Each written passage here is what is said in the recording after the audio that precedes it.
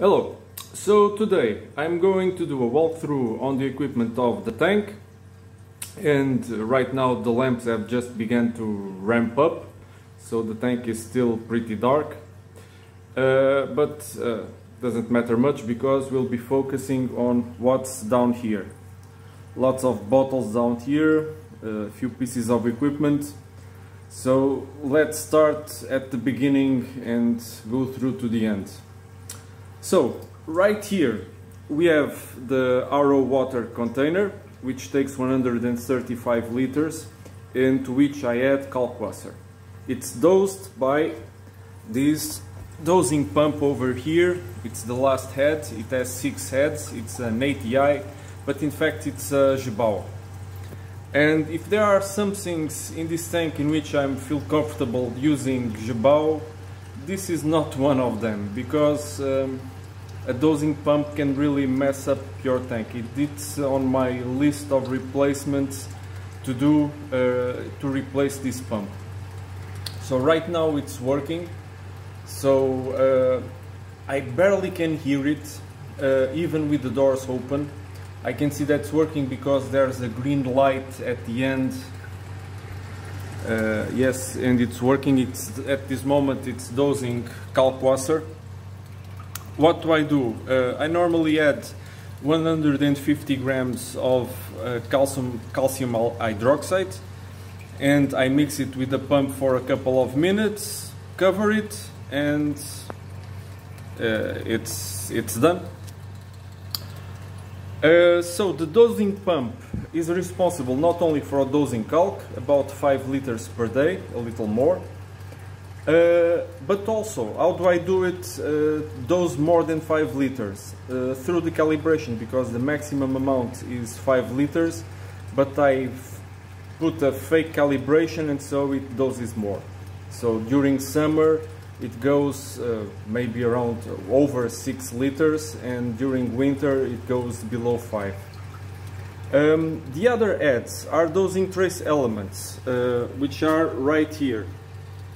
This is it's not empty, but it's to fill the iron bottle here, because there's 4 components for the Red Sea Colors program.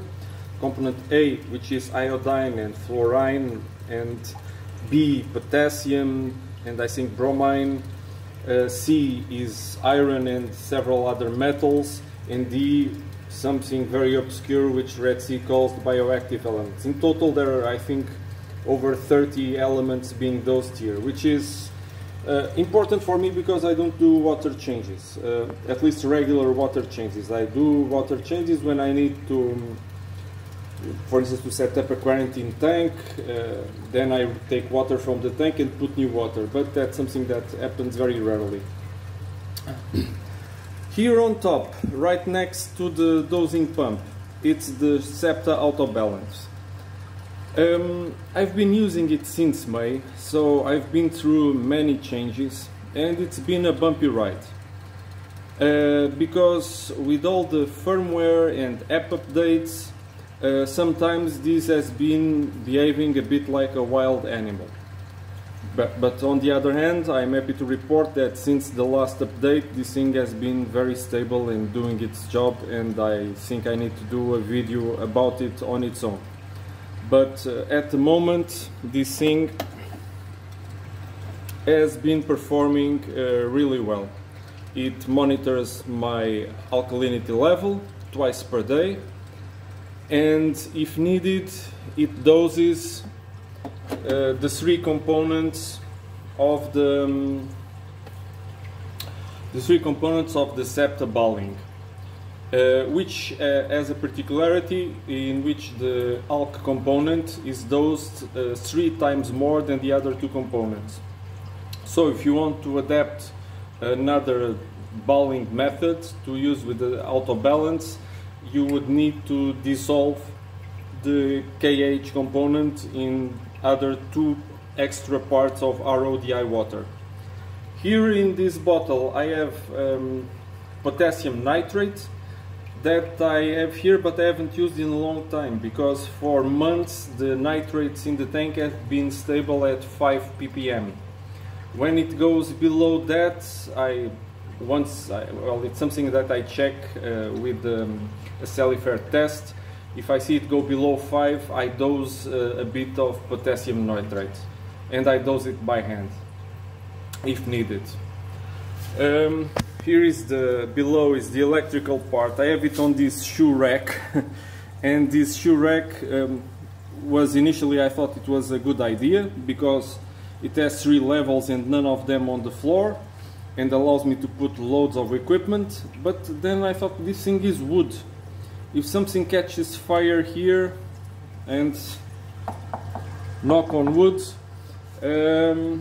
I'll be in trouble. So let's hope not.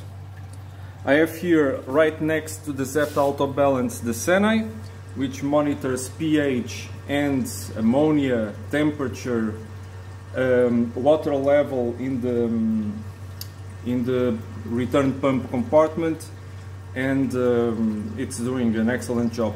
The thing is that both Zepta and the Senai now monitor pH. Of course, the Zepta only monitors it twice per day, the Senai monitors it 48 times per day. But they are never in agreement. So who do I trust? I really don't know, because the Zepta many times reports values under 8 for pH, which the Senai very rarely does. But taking into account that this tank takes 5 liters of kalkwasser per day, I find it hard to believe that the pH can go much below 8. So I'm not sure which of them, because the Zepta uses a pH probe here, and the Senai uses a slide that is replaced every month, and of course it doesn't need any kind of calibration. The Zepta needs a calibration of the probe once per month. Well, but I'm really not sure what's going on, because I thought maybe there's some residue of the weak acid that it's used as a reagent for the KH tests. Well, I don't know, it's something that I need to find out. Right here below, behind this mess of tubes that comes from the autobalance, there are timers. Here's one from a Chinese one here, and right next to it, well, it's another Chinese one, but it's Wi-Fi, and it's very, very useful, because what do I have connected to the Wi-Fi socket over there, which also is programmable? I connected the solenoid valve from the calcium reactor, which means I can turn it on and off and program it to fine-tune the dosing of alkalinity and calcium and some trace elements to the tank, and I use it. The other one is the Zepta Autobalance. And why do I have the Zepta Autobalance on a socket? Because one of the minor issues that still persists in the Zepta Autobalance is that when the power goes off, the autobalance doesn't connect back to the router. It needs to be turned on and off by itself, and then it connects. It works without any problems, because it resumes the testing but it simply doesn't connect with in my case, the tablet, because it's what I use to work with the Zepta Autobalance. So it works perfectly. It just doesn't connect to the tablet unless I reset it. Not reset it, but turn it off and on. So for convenience, I turn it off and on by Wi-Fi. So it's very quick. I don't need to come near the tank to do it. And the last thing I have there is the skimmer. The skimmer is also on a Wi-Fi socket, because I tried turning off the skimmer for a couple of hours per day to see if it had any effect on the tank. Honestly, I didn't notice it.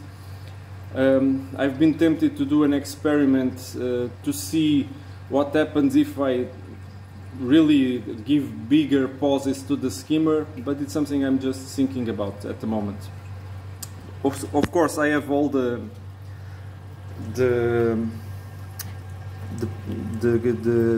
sockets, the multiple electrical sockets here, and I placed some tags to help me know which cable is which, because there's loads of them.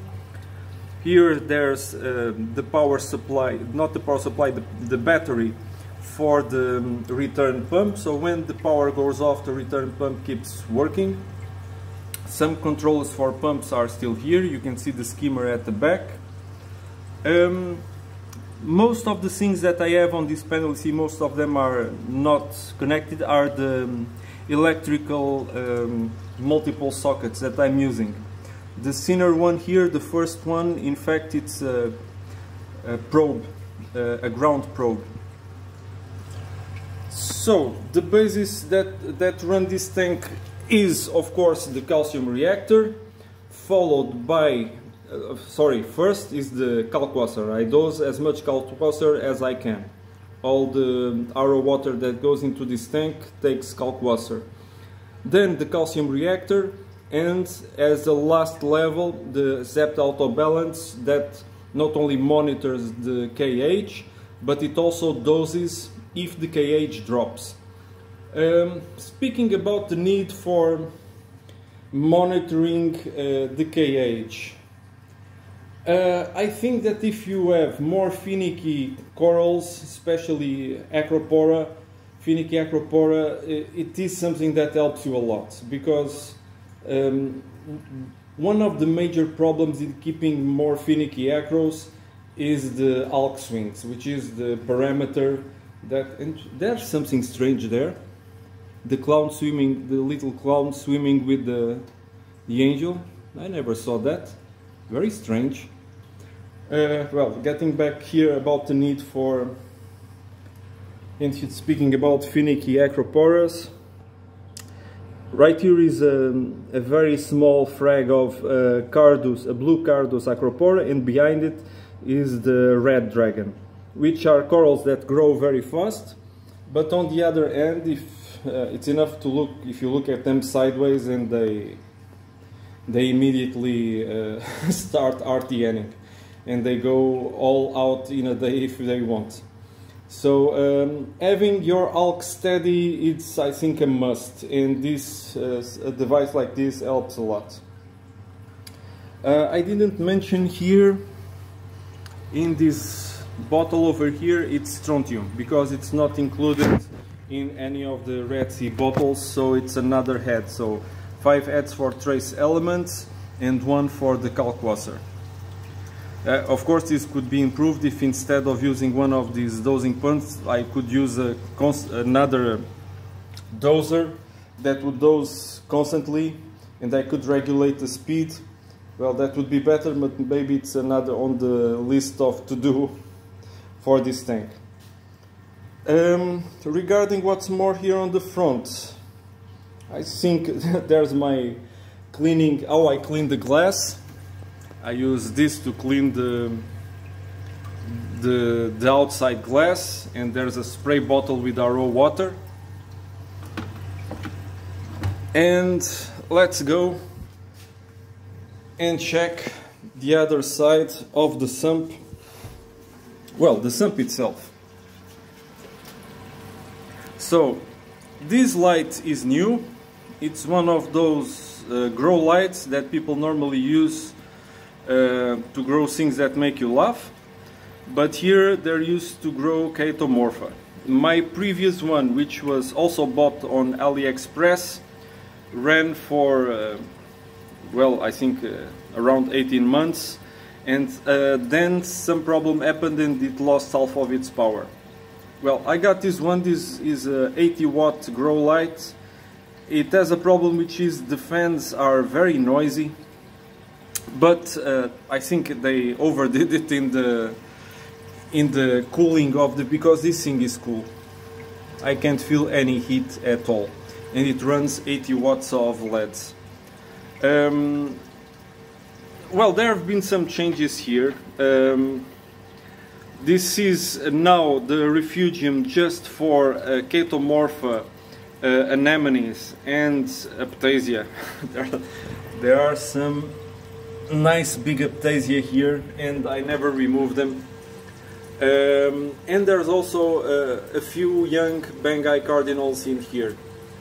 that will never, hopefully never, get into the tank. Although the other day I found a small one that was hovering above the return pump, and I immediately turned off the return pump, and I managed to catch him and put him back here in the main refugium. A recent addition to this refugium was a hang-on refugium here on the side. So this refugium, now the light is off, but it's where I keep frags that break or get loose from the main tank. Now they can go in this small hang-on refugium, which is hang on the left side of the sump. So how is it working? There's a small pump over here. There's a small pump there, and it pumps water to this hang-on refugium. The water then falls into the main refugium over there and feeds this refugium.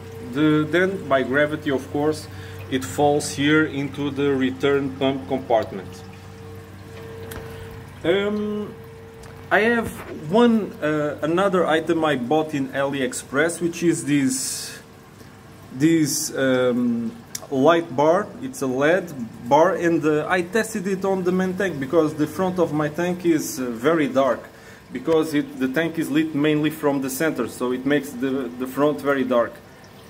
I tried it, and these are very cheap LEDs, bars, and although I like the light because it mixes all the different colors very well, and it makes a real difference when I put it over the tank, I'm so used to having the front of the tank dark that I didn't like the effect of having so bright.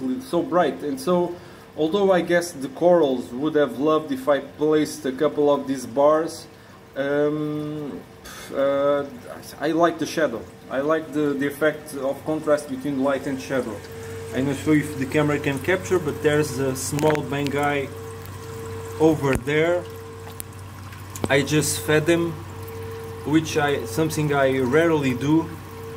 Maybe I try, and I'm not sure if they eat anything that I feed here, because they are small. I can see now a couple of them, the two larger ones. I know there's at least one more, as a younger brother, so I'm guessing there are 3, but I'm not sure if the camera can capture them. One of them just hid, the other is over there.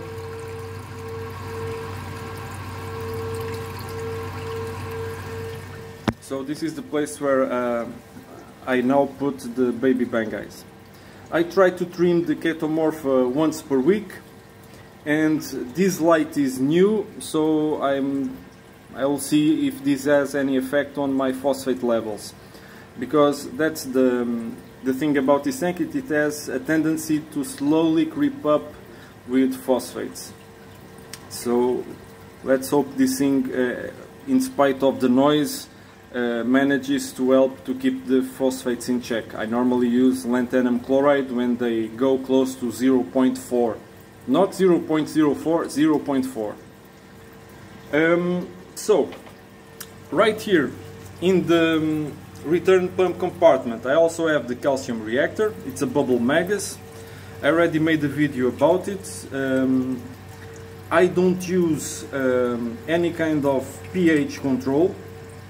I just control the number of bubbles and measure the KH, so I don't care what's the pH inside the reactor. And I added this full jar of fine media from our Carib Sea, and the effluent from the calcium reactor goes to the bottom of the jar. So this is my improvised second chamber, which allowed me to change from over 2 bubbles per second to this. That's the effect of adding this contraption, which is very simple. I just placed the end of the effluent tube at the bottom of the jar, and it allowed me to use less than half of the CO2 I was using. And of course it also helps to get rid of some of the carbon dioxide. Ideally, I should have this jar inside the refugium so that the water filled with carbon dioxide could then help to grow the Co2. But I'm sure that the algae would also begin growing on the walls of the jar, so I would need to have the jar opaque to light. Maybe it's something that I need to work on. Here it's the Senai, and whenever the water level goes too low, it warns me by SMS and email, as it also warns me with problems with temperature, problems with pH, ammonia. So recently, when the Magnifica began to show signs that it wanted to split, the ammonia, I don't know if coincidentally or not, for the first time I saw it really go high in the tank. And the Magnifica has been, I think, for 2 months a bit acting strange. So she's now on the side of the rock, not on top. Very unusual for a Magnifica. And you see here this very swollen, I'm not sure the camera can capture this because I'm filming with the tablet. The mouse has been extremely swollen for over 2 months. And it's very strange. And she always seems to be on the verge of splitting, trying to split, but it never goes through with it. Let's see. At least she hasn't deflated yet, which is a good sign, because it's a sign that she's not feeling, she's not sick with the bacterial infection. Well, let's see if she completes the split. So the return pump here, it's a Gebau, DCP 10,000.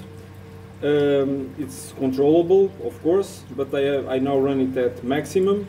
And I used to have a split here that would feed an UV unit. But I turned off the UV a few months ago, so I cut the flow to the UV unit. I turned it off, and I maybe just use it if I see some problems with the fish. Right now I'm trying to get closer to a more natural approach to running the tank. So I'm trying not to kill anything that I don't need in the water, so the UV is off. So right next, this is the chamber where the water comes down from the tank. There are 2 large tubes. One has a really big control over there to control the flow down, that allows to make the waterfall link to create no noise at all.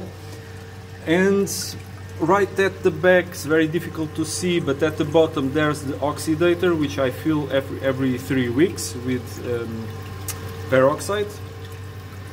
Here is the Skimmer, a very obscure brand called WO, with an exclamation point at the end. I got it for 220 euros when I got the tank.